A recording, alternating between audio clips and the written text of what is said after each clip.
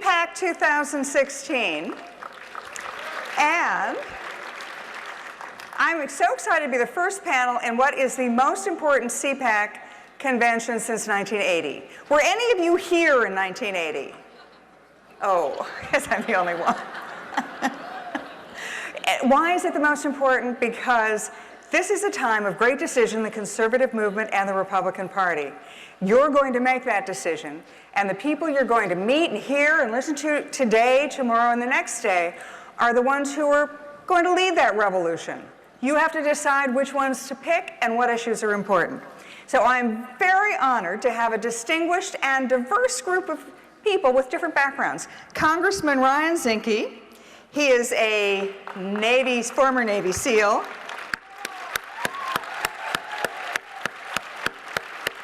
And the Republican representative at large from Montana. Deneen Borelli. She is the chief political correspondent of Conservative Review and a colleague of mine at Fox News from New York. Yeah. Welcome, Deneen. Thank you. And Jim Carafano, vice president of the Heritage Foundation. And I said that we were a diverse group. He's here to represent the Army because he's an Army veteran. Beat Army. Definitely beat Army. I'm a Navy mom, so that's me. The reason this is so exciting and important, a CPAC, is that when Ronald Reagan came here in 1980, we were in a very similar place in the nation. The economy wasn't working right. We were getting pushed around all over the world. We had lost our sense of self as a nation. And the country really, if you'd taken a public opinion poll, the public opinion poll said that the majority of the American people thought our time was done. That we used to be a great nation, but we no longer were. Reagan came in to CPAC, and he said, I challenge that. I challenge the Republican establishment, and I challenge the Democrats, and here's the vision I lay out, and here's what I think is important. He said, we got to fix the economy. He said, we've got to reassert America's leadership role in the world, and we've got to restore a sense of who we are. I know because I was there. I was a member of the Reagan Revolution. Yeah, go. As a child, and but I wasn't a White House intern, Ryan. But when I went into the Pentagon in the beginning of the Reagan administration, President Reagan's theme was peace through strength. Now, what did that mean? It sounds like a throwaway line, right? What politician is against peace through strength? I mean, you're not for peace? You don't want to be strong? So it sounds like, gee, I'm for peace for strength. But Reagan thought very deliberately and for a long time about what that meant. And he chose those words very carefully. For Reagan, peace wasn't just the absence of war. And it wasn't the peace that comes from capitulation, as the current version of peace is. And it wasn't the peace that comes from conquest. And it wasn't just peaceful coexistence. And when Reagan talked about strength, he just didn't mean the strength of our armed forces and our military. He meant the strength of our economy, of our system of government, of our representative democracy, and all of the elements of national power that add to our strength. But what he was most interested in peace through strength was his first step was to rebuild the United States military. When we went into the Pentagon in the beginning of the Reagan administration, we were horrified by what we saw. After a decade of neglect of our armed forces, we had ships that couldn't sail because they didn't have fuel. We had airplanes that we couldn't fly because the pilots for those airplanes didn't have enough training hours to qualify.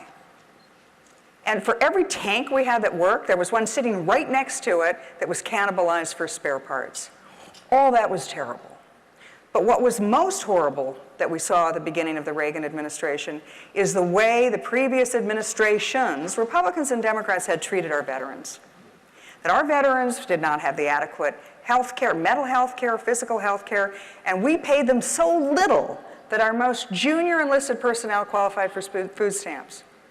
Well, Reagan turned all that around. He rebuilt the American military, and he challenged the Soviet Union. He said, my policy towards the Soviet Union is simple. We win, they lose. But When Reagan took office, that was a fairy tale fantasy because the United States wasn't economically strong, wasn't militarily strong, and we were not strong as in our sense of national purpose. So Reagan turned it all around. He fixed the economy. He rebuilt that shattered military, and he targeted our main enemy's major vulnerability. He said the greatest security threat that the United States faced in the early 1980s was the Soviet Union and nuclear weapons. So how did he challenge the Soviet Union? He looked at their greatest vulnerability, which was their economy, and that's where he targeted. We rebuilt American defenses, and then Reagan understood that without high oil prices, the Soviet Union in 1980 didn't make anything the world wanted. They didn't make cars, they didn't make computers, they made nothing. The only thing they sold to the world was their oil. Reagan targeted that oil, went from $40 a barrel to $18 a barrel in 9 months. They were bankrupt. And then Reagan challenged them to a Star Wars missile defense system. At that point, the Soviet Union collapsed. And then Reagan handed the hand of friendship over to the Soviet Union and did arms control, arms reduction negotiations with them. So Reagan turned it all around in 1980 because he started right here. Here we are again, the economy's lousy, we're getting pushed around all over the world by the same people, and we've lost our sense of self. So we are going to ask these three distinguished Americans what they see as the greatest threat to America's national security. Okay, you're a war veteran, you look around the world, what do you think is our greatest threat? Well, first, if Jimmy Carter gave us Ronald Reagan, can you imagine what President Obama is going to give us? Woohoo!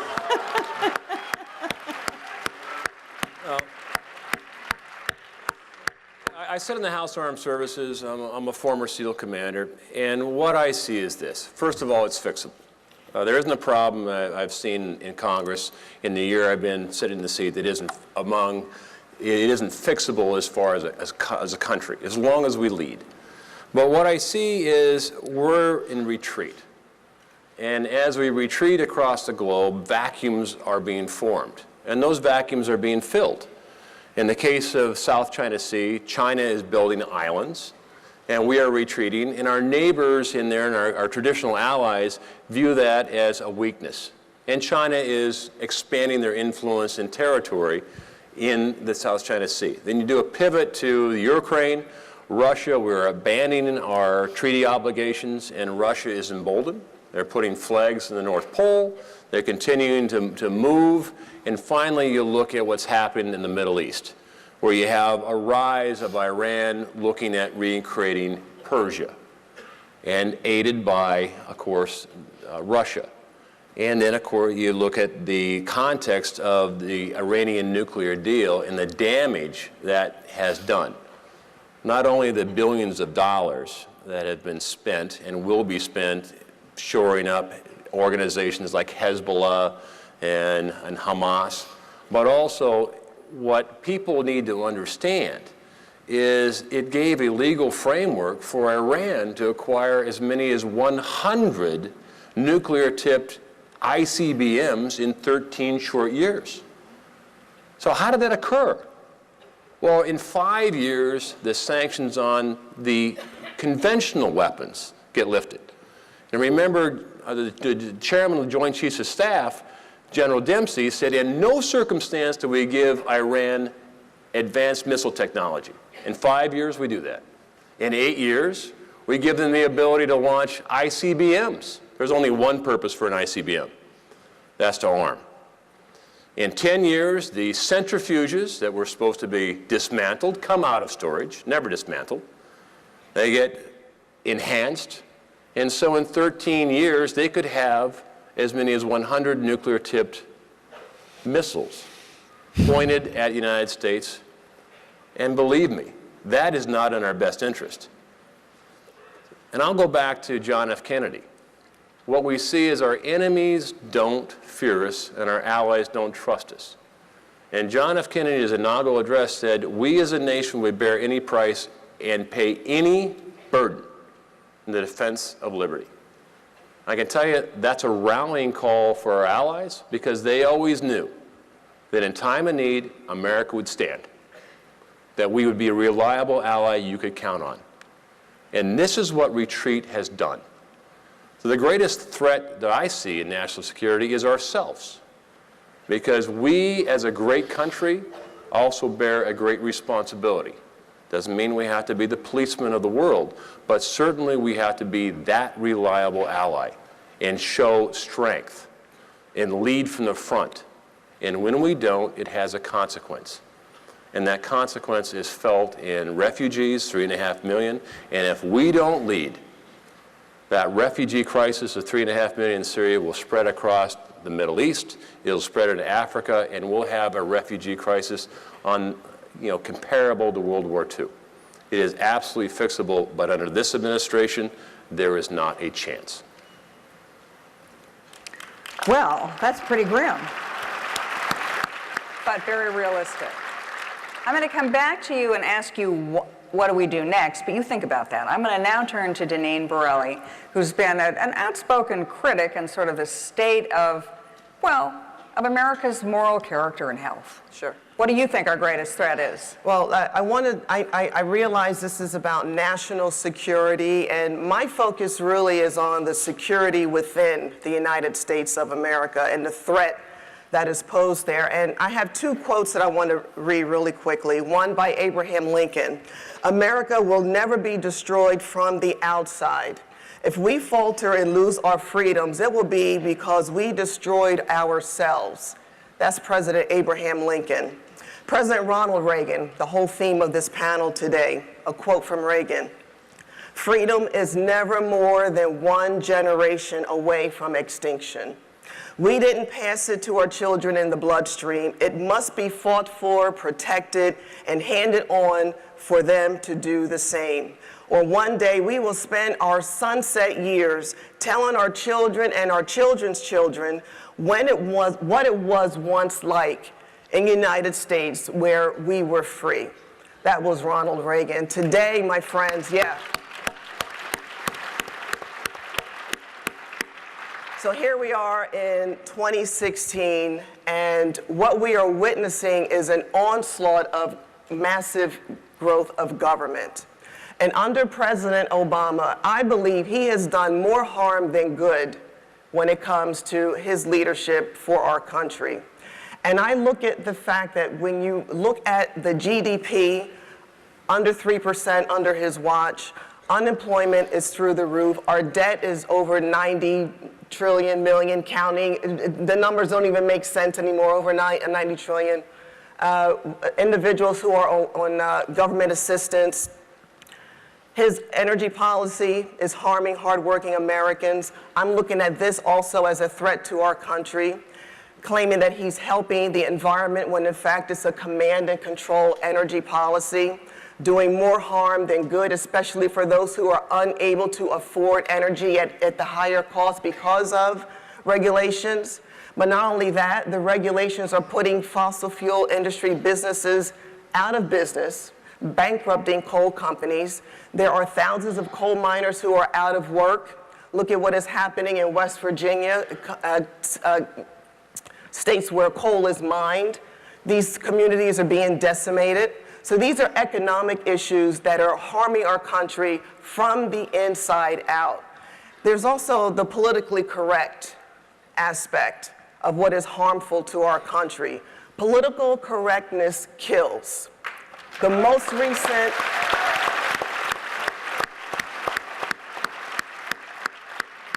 and it's sad because the most recent example is what happened in San Bernardino, California.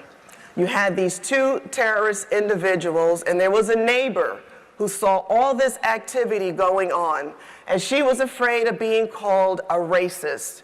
That is why she didn't come forward. Political correctness kills. The other PC, race card. I don't know about you, but I am tired of hearing about the race card being played constantly. Constantly. The progressive play the race card to cover for their failures. They have all the bases covered. I'm black. I am critical to anyone who is harming our country because of the massive growth of government and rules and regulations. And I also criticize President Obama. I wouldn't care what color his skin color is. He is doing a disservice to our country by harming hardworking Americans, and he has been inclusive in this race card baiting that is happening.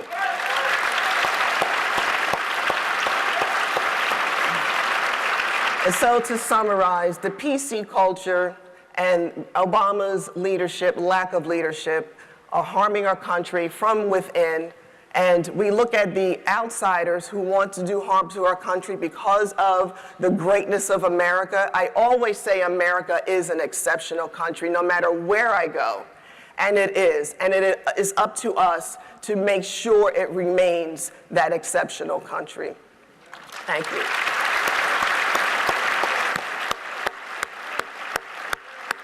All right, Dr. Carafano, two really hard acts to follow. What do you think our national security threats are? Well, first of all, this is exciting. This is more people than I've ever met in my life. And no, really, I am so excited to be here because I get to be here with three amazing people. This is the congressman that cares. If there is a vote or a debate in Congress about, is this going to keep the nation free, safe, and prosperous, and the answer is yes, that is the first hand up, and if the answer is no, that is the first fist down. This is a great American. We're lucky to have him there.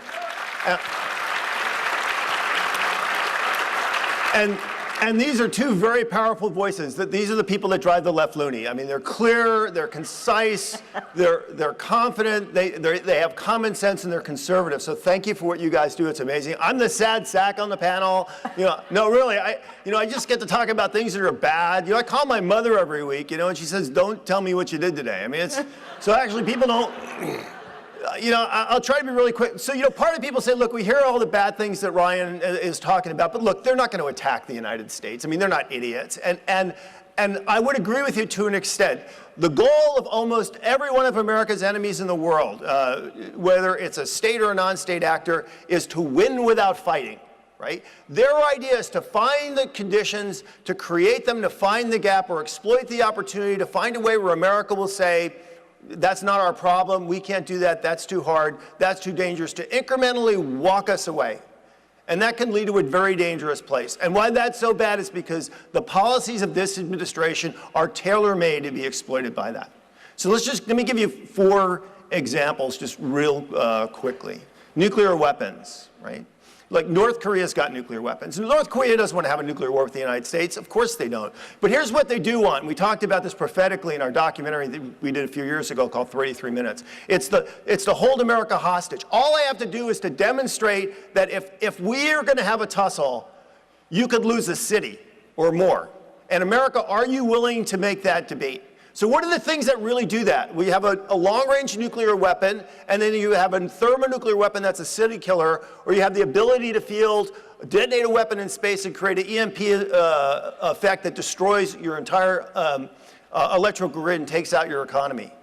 North Korea has both those capabilities, and that is a growth industry. They are a marketing campaign and a Walmart waiting to happen. And unless we do something different, the greatest threat in your lives, this will be the age of nuclear proliferation, where not just them, but every state and non-state threat expands into that field. Cyber.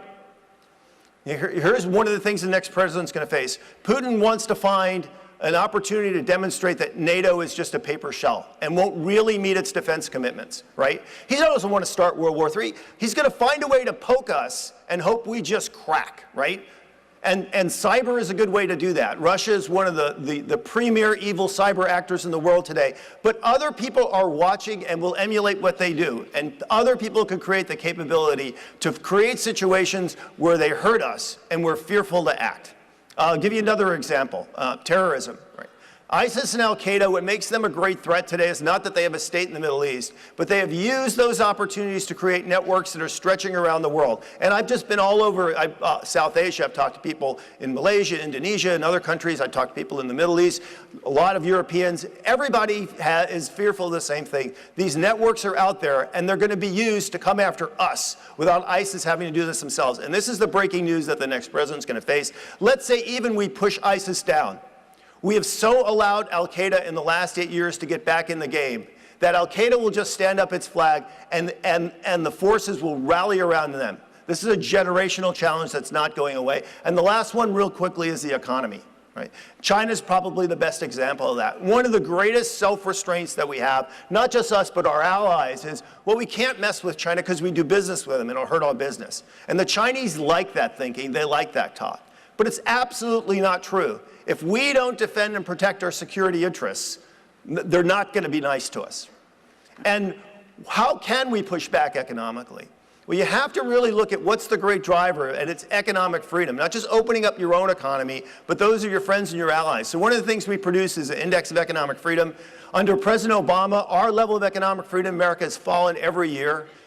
We're not in the top 10. We're not even a free economy anymore. So unleashing our economy at home and a foreign policy that helps unleash those of our friends and allies abroad is absolutely crucial.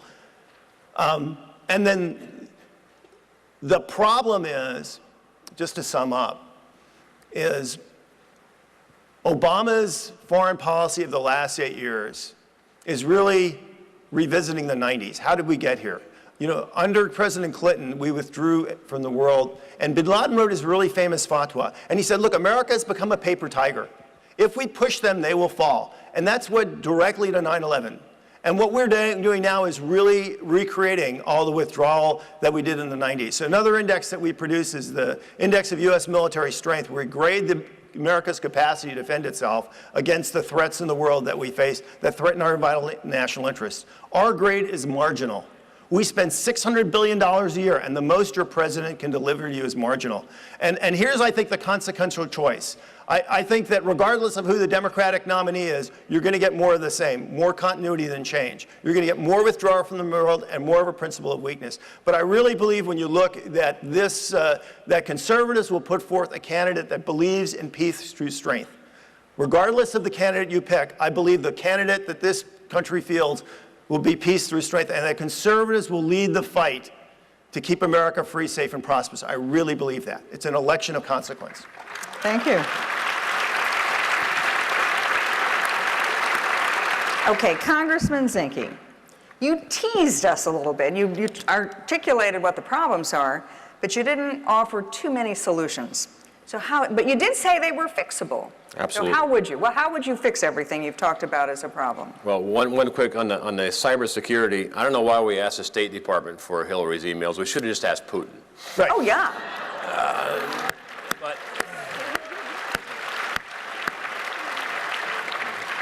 But here's the Middle East.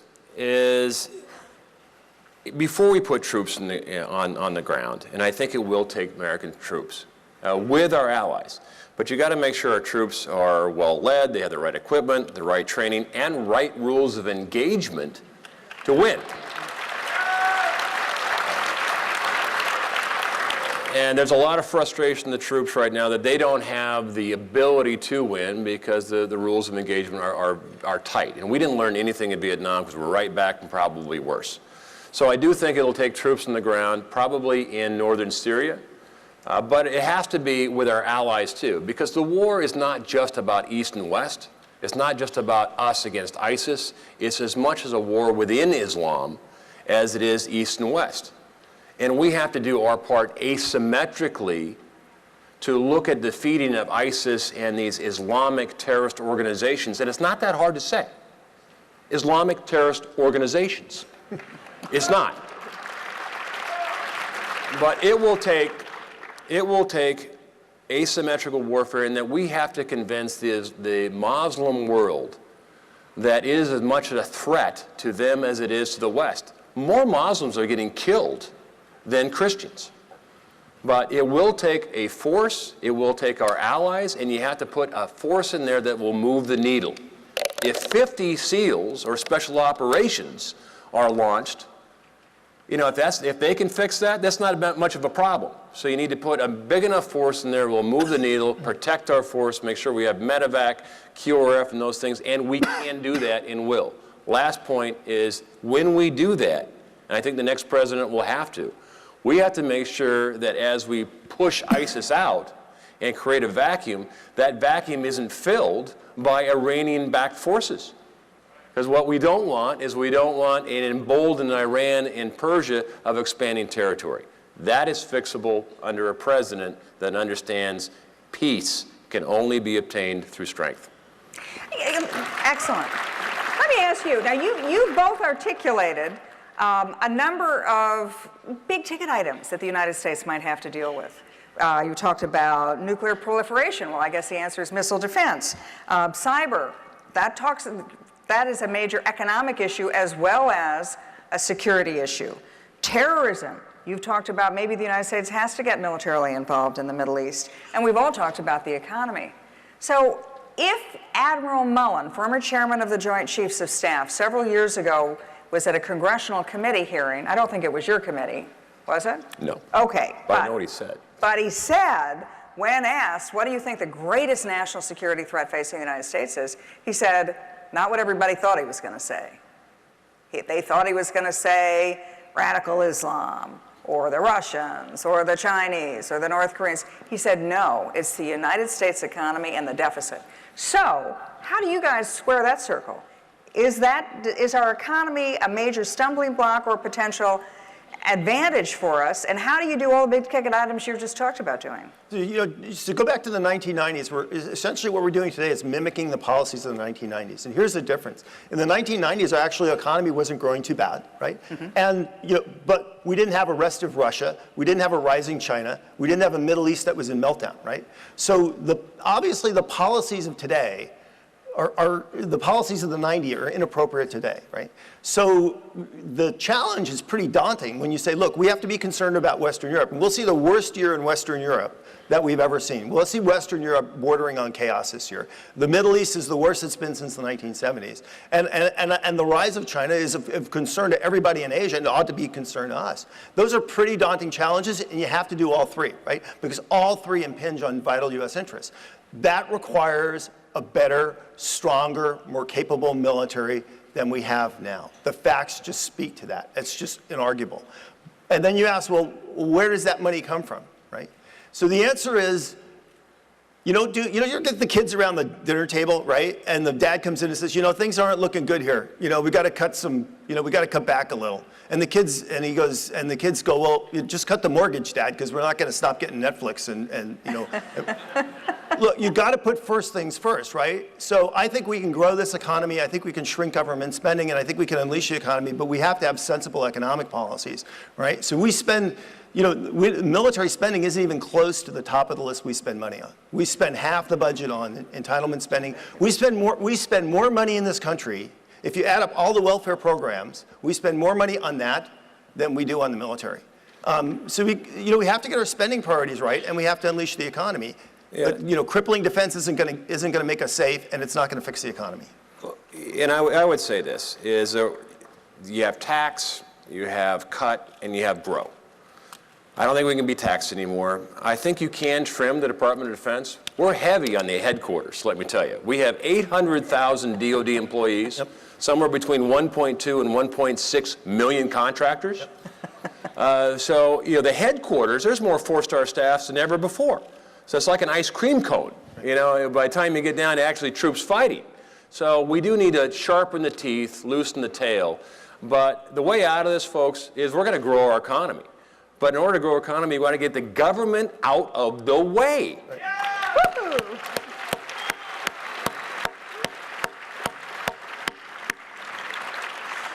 I always think about American politics as like the GPS machine on my car.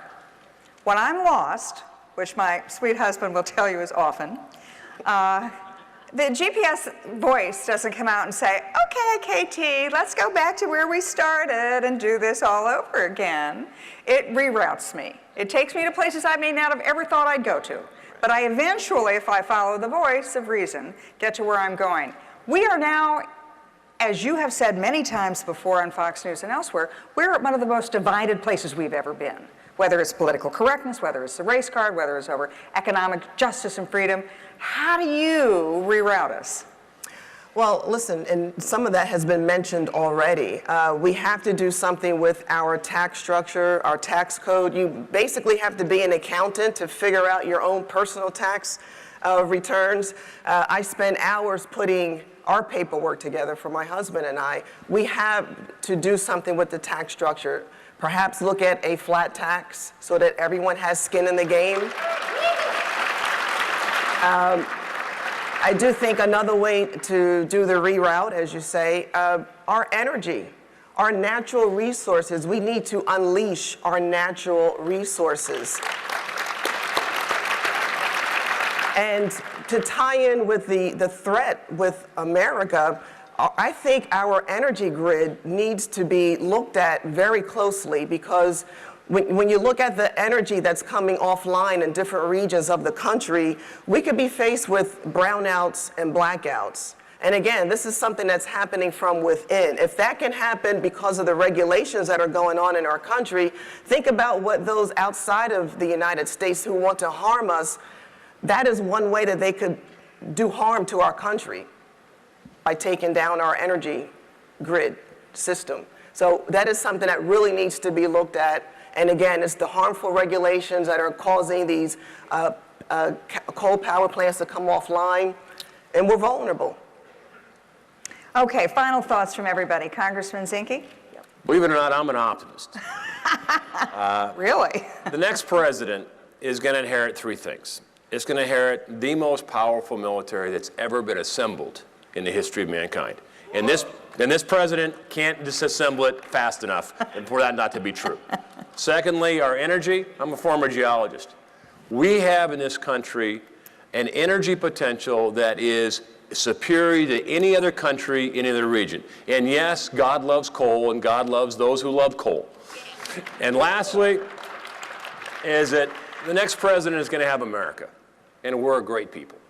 And if we get government out of the way where American can do what we do best, innovate, think out of the box, there is not a country in the world that can compete with the United States. Never. So I'm an optimist.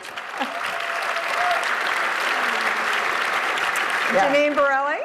I'm very hopeful as well, because I'm looking at all of the faces of patriots out here who are concerned about the direction our country is going in.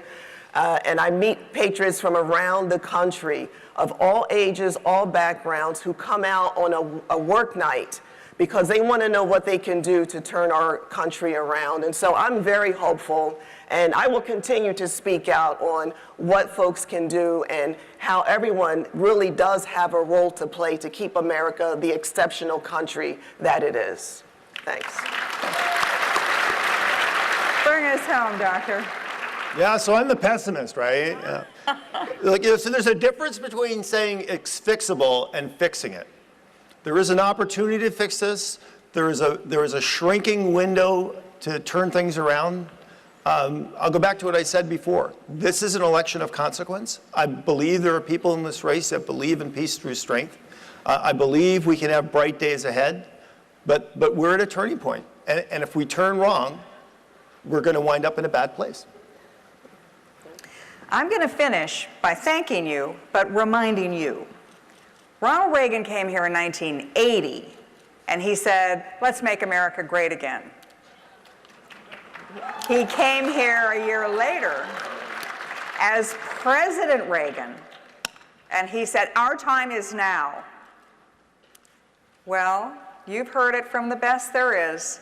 Our time is now. It's fixable. We did it before. We just have to do it again. And when we did it before, as the congressman said, it was Jimmy Carter who got us into the mess. We know who Jimmy Carter is today, and he's at 1600 Pennsylvania Avenue for another 8 or 9 months. The question is, where is Ronald Reagan? And that's why you are here today, to find him or her, and that's your job. We've told you the problems, you're going to find the solutions. Thank you so much for joining us.